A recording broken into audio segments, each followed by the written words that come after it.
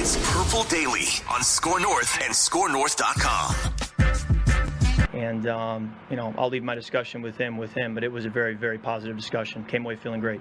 Are things fine now then, between you and Zimmer? Absolutely.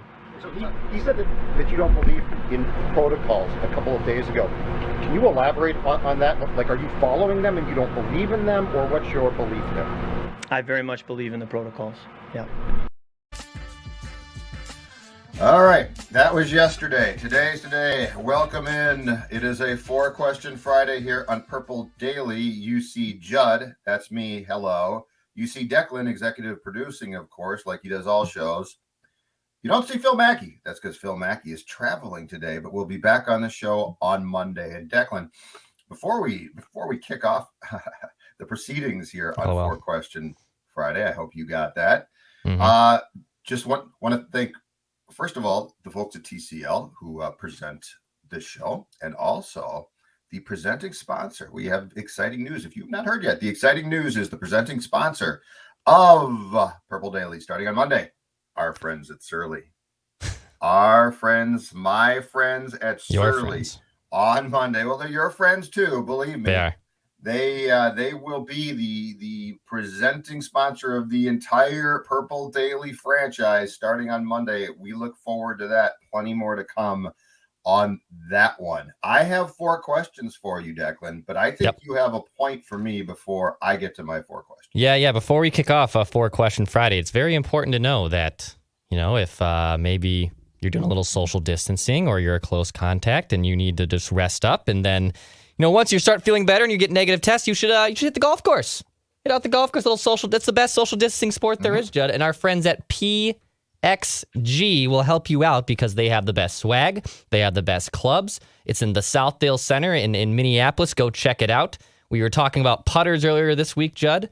And now you can go get out there and find those Gen 4 golf clubs. Get out, rip them, and start your weekend off right with our friends at PXG. Go check them out, PXG Minneapolis in Southdale Center. Most definitely. All right, let's get to it.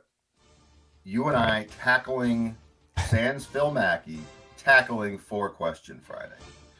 3 questions, very specific in this case to the Vikings, and then of course the 4th one, which is the wild card question of the week. All right, start you off with this one. You go first. Eliminating Kirk Cousins in the quarterback position from this conversation. Who is the one player the Vikings can least afford to lose this season? So you can't pick the quarterback. Yeah, no problem. To me, it would be Justin Jefferson. To me, it's Justin Jefferson.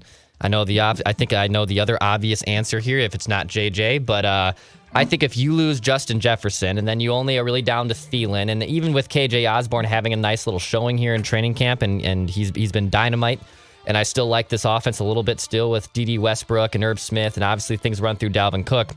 I think if you lost Justin Jefferson, it's going to create some big problems for you in your offense and your explosiveness, and I'm certainly hoping that Justin Jefferson remains healthy because the team needs him to be healthy for the remainder of the season for that offense to click. I'm going to say Danielle Hunter.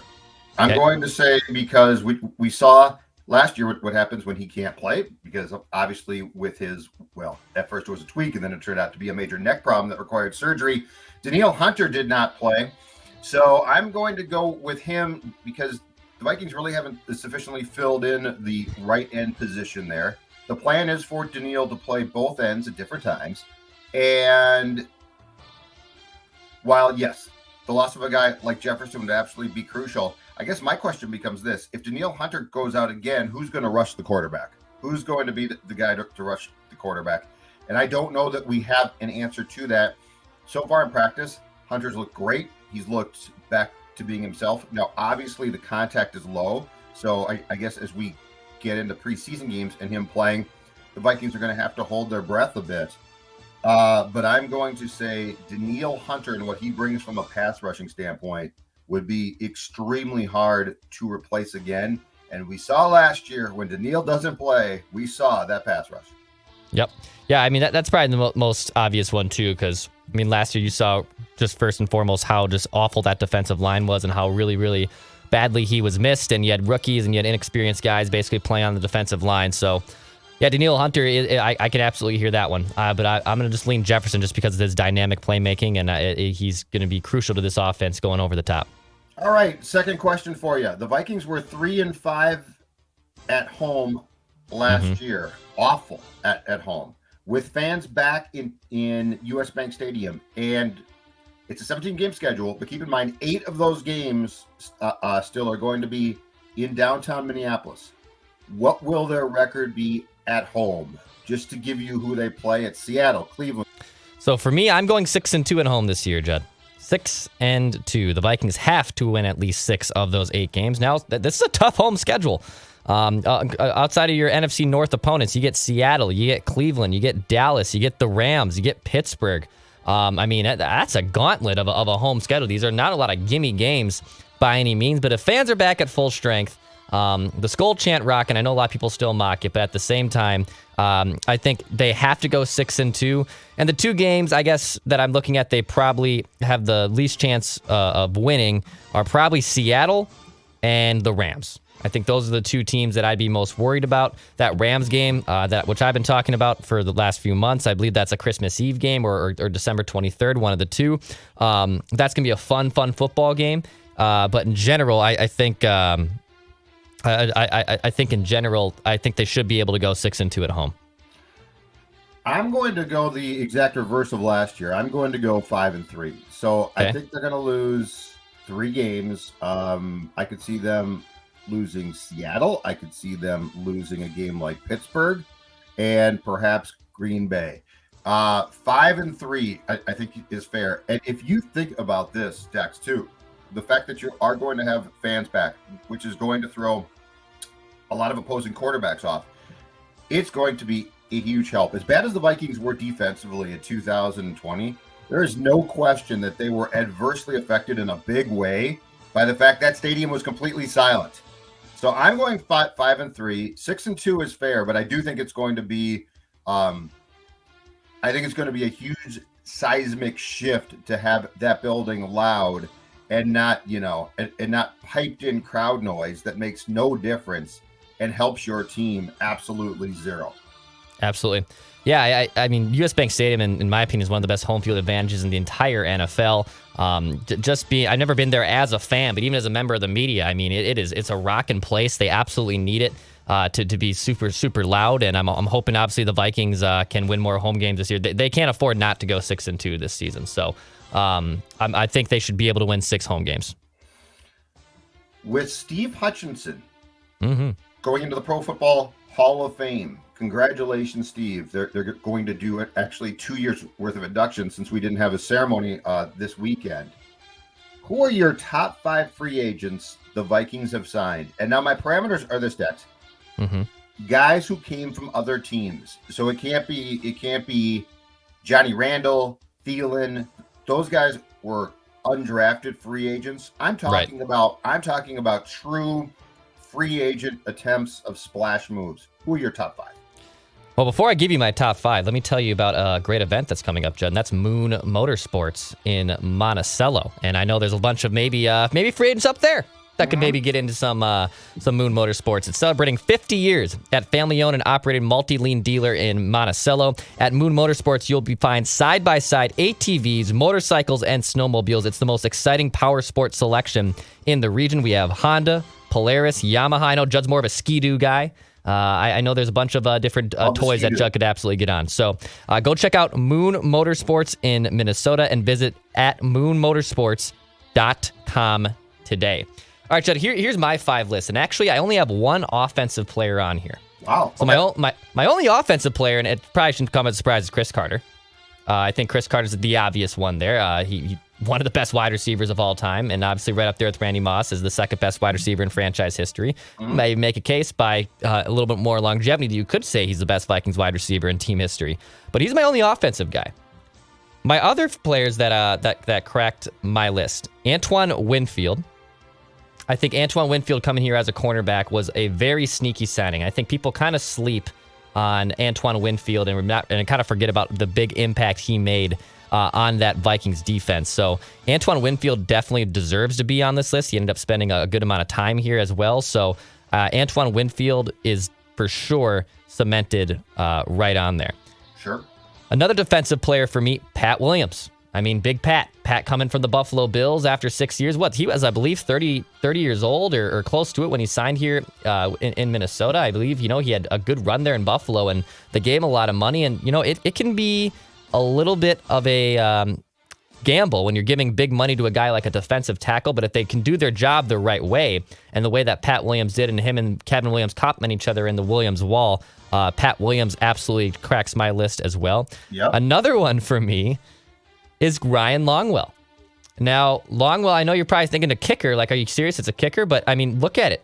The stability that Ryan Longwell brought to the Vikings, it's not even close. The second best kicker, who is it in Vikings history? It's kind of tough to see, and especially in the last 20 years with the amount of kickers that they have run through. Longwell brought an insane stability. You knew that he was going to be able to make a big kick for you. You go back to that 2009 NFC Championship game, and obviously we know this is not Detroit. This is the Super Bowl, as a famous KFXN radio personality likes to say. But Ryan Longwell is my fourth one. And then my fifth one took me a little bit, but you know what? And it's similar to Pat, but I think he was dynamite when he was here, and it's Linval Joseph. And it's more the recent one, and it's another big fat guy, but what he was able to bring to that defense, and Mike Zimmer's defense was a big signing. The Giants let him walk, which always surprised me. I was surprised they just let him walk. And Linval came in here and was one of the best nose tackles in football.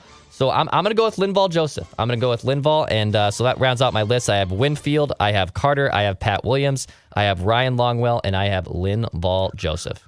All right. There you go. That mic sounds better now. How's that? Yeah, much better. No. Like, the way you had it was perfect. Don't even touch it. Yep. No. I'm fooling around with it. Around with it. All right. Now it's good. Now it's great. Good. All right. So I have two names the same as you, and I'll start with this one. I'm with you. Big Pat. Pat Williams was the most incredible thing because he was a huge man, old school body, nose tackle, right?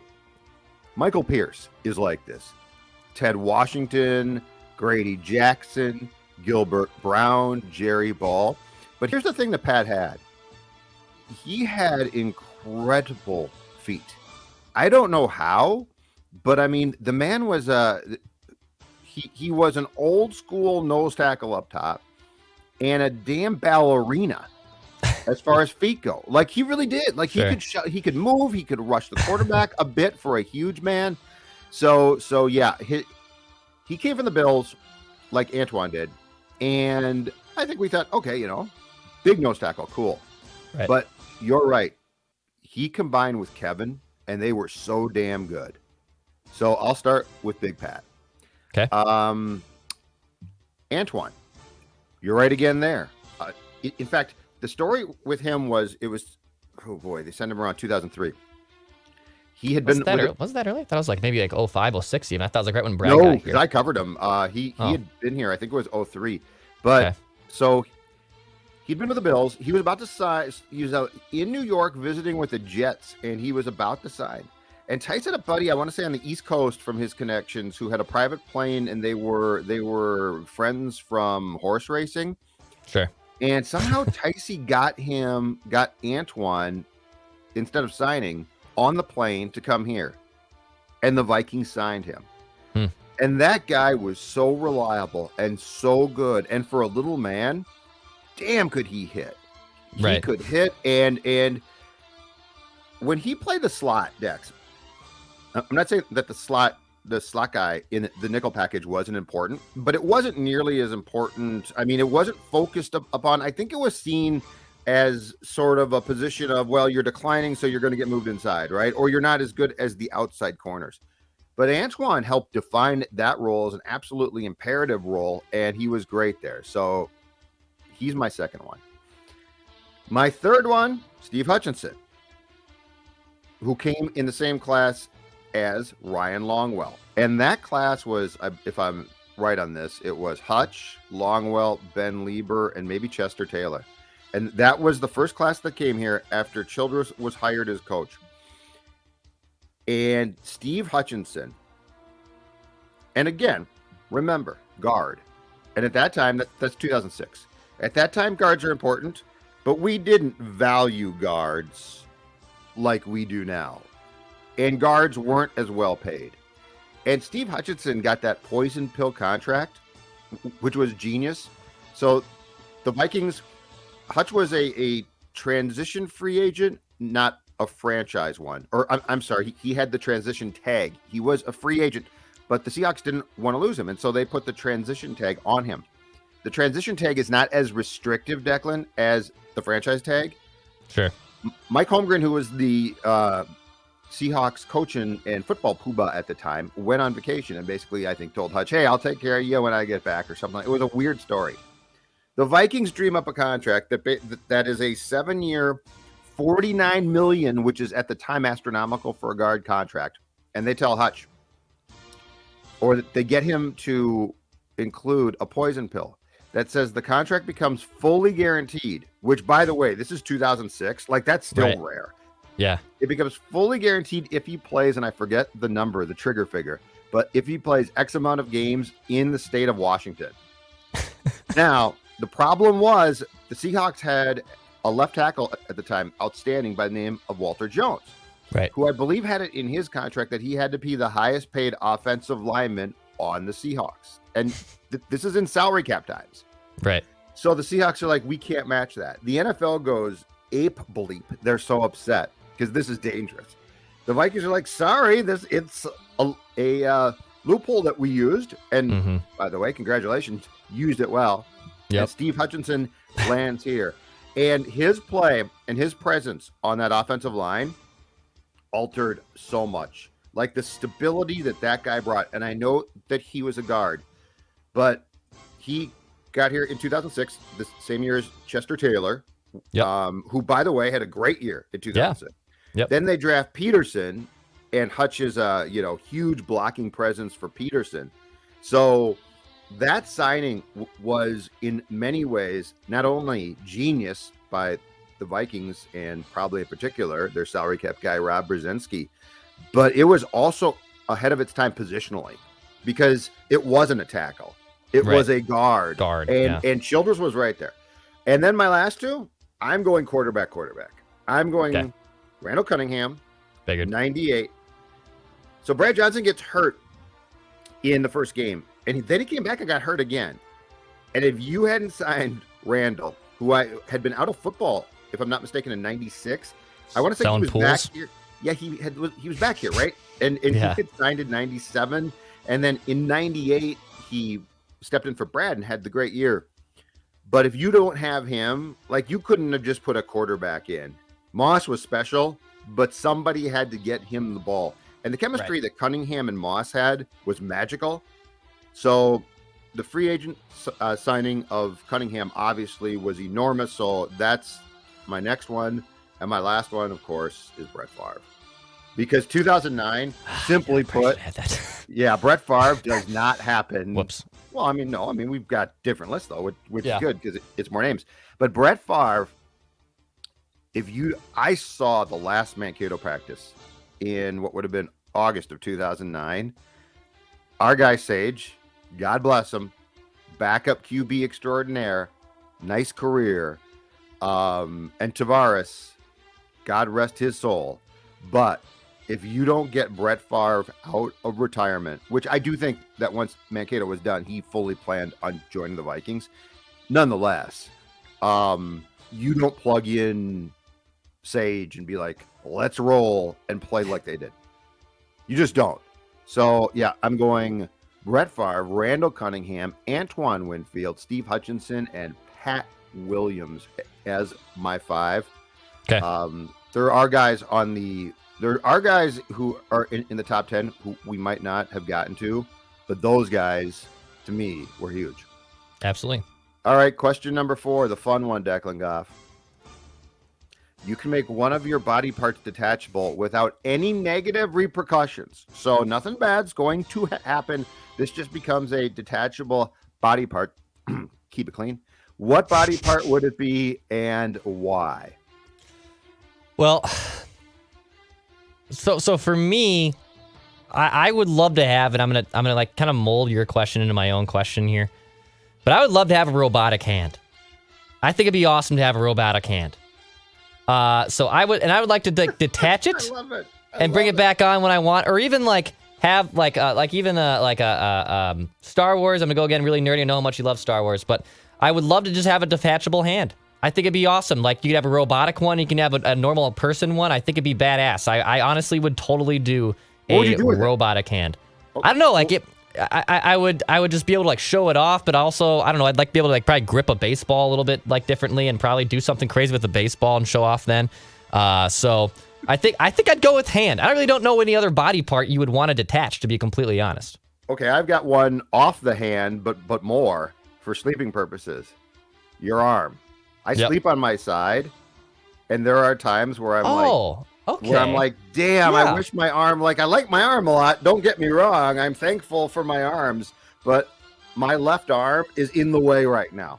Yeah. So, like, at night, I would just, like, stick it on the shelf. Yeah, I know what you're talking about. And be like, and here's what's weird. It's not every night. Some nights it's fine. And some nights I'm like, my arm, where the hell am I supposed to put my arm? So I don't even want it to be like you. I wouldn't have a magical hand to put on. I just want to wake up, put the arm back on, go on with my day. Yeah. No, actually, that's a good one because because there's nothing worse than sharing a bed with someone else. Honestly, if everyone could sleep alone for the rest of their lives, it'd be great. But it'd be nice when that arm is somewhere else, you could just detach it. It would make everything else in the bed a lot happier. I'm just saying. I got you. Yeah. You know what though, Dex? You get if you are married as long as I have been. Yep. You get so used to being on your side that it's weird. Like I never ever, if I'm sleeping alone or not, I never sleep in the middle of the bed now. Ever. Yep. Like I never do it. I'm always on my side. What about? In fact, it feels weird. Right. What about Stella? Where does Stella go? Oh, she goes to my feet, which I don't like because I like to extend my legs. Yes. And so I'm like, and I don't want to kick her. So she sleeps at the end, and she'll sort of go. She's not a great sleeper, so she'll move around a bit. Yeah. Which is good when it's not in my feet, but then it wakes me up at times. Yeah, she's not I've seen dogs that can sleep. Stella does not sleep like some dogs do. Some dogs close their eyes and they are dead to the world. That is not my dog. That is not your dog. Well, you know what Stella should do, Judd? Stella should, instead of going to sleep, she should run up to Brainerd International Raceway.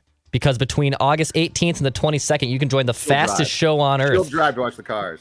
With the world's best racers and fastest cars around. Stella thinks she's pretty quick and fast. No. There's nothing compared to the races at Brainerd International Raceway, and their cars are off to the limits at the NHRA Lucas Oil Nationals at Brainerd International Raceway. Every ticket comes with a pit pass, so fans can meet the racers, watch them for nearly 330 miles per hour. That's right, Stella and other fans. 330 miles per hour these cars are moving at Brainerd International Raceway. For more information, along with tickets and camping, go to BIRMN.com. That's BIRMN.com and check out Brainerd International Raceway. It sounds like a fun time.